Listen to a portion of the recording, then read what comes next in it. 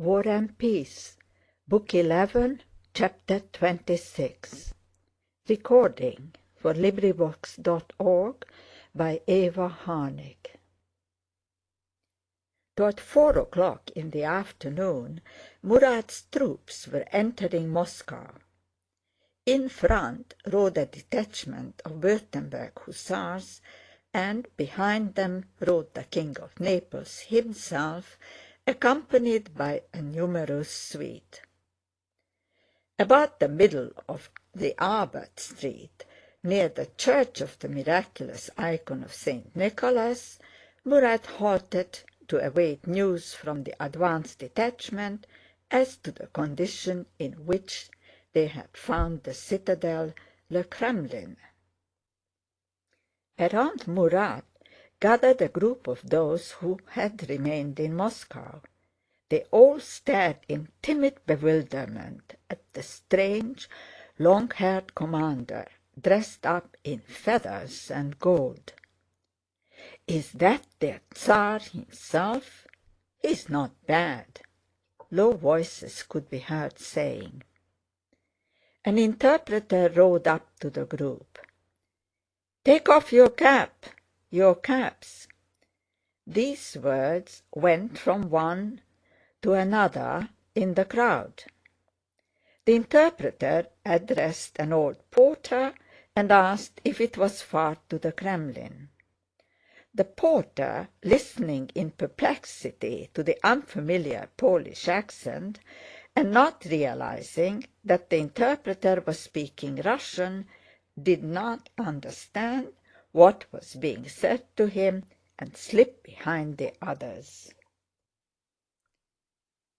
Murat approached the interpreter and told him to ask where the Russian army was. One of the Russians understood what was asked, and several voices at once began answering the interpreter. A French officer, returning from the advance detachment, rode up to Murat and reported that the gates of the citadel had been barricaded and that there was probably an ambuscade there. "Good," said Murat, and turning to one of the gentlemen in his suite, ordered 4 light guns to be moved forward to fire at the gates. The guns emerged at a trot from the column following Murat and advanced up the Albert. When they reached the end of the Vozdvizhenska Street, they halted and drew in the square.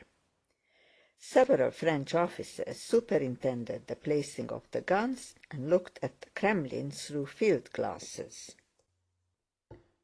The bells in the Kremlin were ringing for vespers, and this sound troubled the French. They imagined it to be a call to arms. A few infantrymen ran to the Kutafiev gate. Beams and wooden screens had been put there, and 2 musket shots rang out from under the gate as soon as an officer and men began to run toward it. A general, who was standing by the guns, shouted some words of command to the officer, and the latter ran back again with his men. The sound of 3 more shots came from the gate. One shot struck a French soldier's foot, and from behind the screens came the strange sound of a few voices shouting. Instantly, as at a word of command, the expression of cheerful serenity on the faces of the French general, officers, and men changed to one of determined, concentrated readiness for strife and suffering. To all of them, from the marshal to the least soldier, that place was not the Vozdvizhenska, Mokhavaya, or Kutafiev Street, nor the Troitsa Gate, places familiar in Moscow, but a new battlefield which would probably prove sanguinary. And all made ready for that battle. The cries from the gates ceased. The guns were advanced, the artillerymen blew the ash off their linstocks, and an officer gave the word "Fire!" This was followed by two whistling sounds of canister shot, one after another.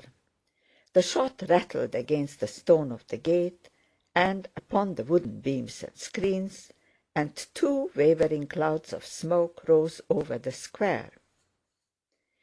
A few instants after the echo of the reports resounding over the stone-built Kremlin had died away, the French heard a strange sound above their head. Thousands of crows rose above the walls and circled in the air, cawing and noisily flapping their wings. Together with that sound came a solitary human cry from the gateway, and amid the smoke appeared the figure of a bareheaded man in a peasant's coat. He grasped a musket and took aim at the French. "Fire!" repeated the officer once more, and the reports of a musket and of two cannon shots were heard simultaneously. The gate was again hidden by smoke. Nothing more stirred behind the screens, and the French infantry soldiers and officers advanced to the gate. In the gateway lay 3 wounded and 4 dead. 2 men in peasant coats ran away at the foot of the wall towards the Znamenka. "Clear that away," said the officer, pointing to the beams and the corpses, and the French soldiers, after dispatching the wounded, threw the corpses over the parapet. Who these men were, nobody knew. "Clear that away," was all that was said of them, and they were thrown over the parapet and removed later on that they may not stink. Thiers alone dedicates a few eloquent lines to their memory. These wretches had occupied the sacred citadel, having supplied themselves with guns from the arsenal, and fired, the wretches, at the French. Some of them were sabred, and the Kremlin was purged of their presence. Murat was informed that the way had been cleared. The French entered the gates and began pitching their camp in the Senate Square. Out of the windows of the Senate House, the soldiers threw chairs into the square for fuel and kindled fires there. Other detachments passed through the Kremlin and encamped along the Moroseika, the Lubyanka, and Pokrovka streets. Others quartered themselves along the Vozdvizhenka, the Nikolsky, and the Tverskoy streets.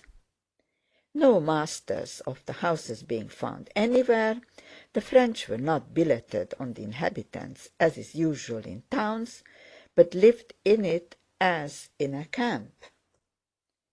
Though tattered, hungry, worn out, and reduced to a third of their original number, the French entered Moscow in good marching order. It was a weary and famished, but still a fighting and menacing army. But it remained an army only until its soldiers had dispersed into their different lodgings. As soon as the men of the various regiments began to disperse among the wealthy and deserted houses, the army was lost forever, and there came into being something nondescript, neither citizens nor soldiers, but what are known as marauders. When 5 weeks later these same men left Moscow, they no longer formed an army. They were a mob of marauders, each carrying a quantity of articles which seemed to him valuable or useful. The aim of each man when he left Moscow was no longer, as it had been, to conquer, but merely to keep what he had acquired.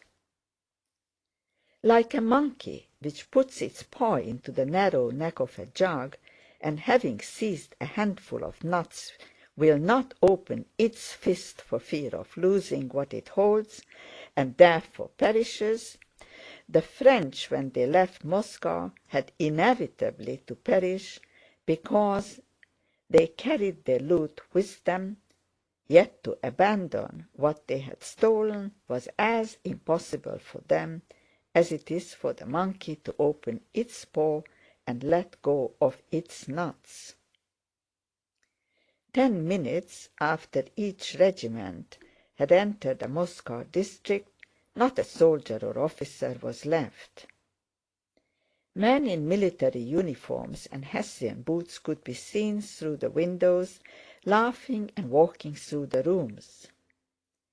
In cellars and storerooms similar men were busy among the provisions, and in the yards unlocking or breaking open coach-house and stable doors, lighting fires in kitchens, and kneading and baking bread with rolled-up sleeves and cooking, or frightening, amusing, or caressing women and children.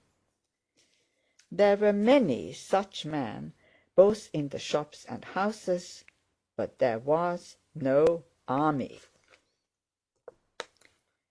Order after order was issued by the French commanders that day, forbidding the men to disperse about the town, sternly forbidding any violence to the inhabitants or any looting, and announcing a roll call for that very evening. But despite all these measures, the men, who had till then constituted an army, flowed all over the wealthy deserted city with its comforts and plentiful supplies. As a hungry herd of cattle keeps well together when crossing a barren field, but gets out of hand and at once disperses uncontrollably as soon as it reaches rich pastures, so did the army disperse all over the wealthy city. No residents were left in Moscow, and the soldiers, like water percolating through sand, spread irresistibly through the city in all directions from the Kremlin into which they had first marched. The cavalry, on entering a merchant's house that had been abandoned and finding the stabling more than sufficient for their horses, went on all the same to the next house, which seemed to them better. Many of them appropriated several houses, chalked their names on them, and quarreled and even fought with other companies for them. Before they had had time to secure quarters, the soldiers ran out into the streets to see the city, and hearing that everything had been abandoned, rushed to places where valuables were to be had for the taking. The officers followed to check the soldiers and were involuntarily drawn into doing the same. In Carriage Row, carriages had been left in the shops, and generals flocked there to select calèches and coaches for themselves. The few inhabitants who had remained invited commanding officers to their houses, hoping thereby to secure themselves from being plundered. There were masses of wealth, and there seemed no end to it. All around the quarters occupied by the French were other regions still unexplored and unoccupied, where they thought yet greater riches might be found. And Moscow engulfed the army ever deeper and deeper. When water is spilled on dry ground, both the dry ground and the water disappear and mud results. And in the same way, the entry of the famished army into the rich and deserted city resulted in fires and looting and the destruction of both the army and the wealthy city. The French attributed the fire of Moscow au patriotisme féroce de Rostopchine. Rostopchine's ferocious patriotism, the Russians to the barbarity of the French. In reality, however, it was not and could not be possible to explain the burning of Moscow by making any individual or any group of people responsible for it. Moscow was burned because it found itself in a position in which any town built of wood was bound to burn, quite apart from whether it had or had not 130 inferior fire engines. Deserted Moscow had to burn as inevitably as a heap of shavings has to burn on which sparks continually fall for several days.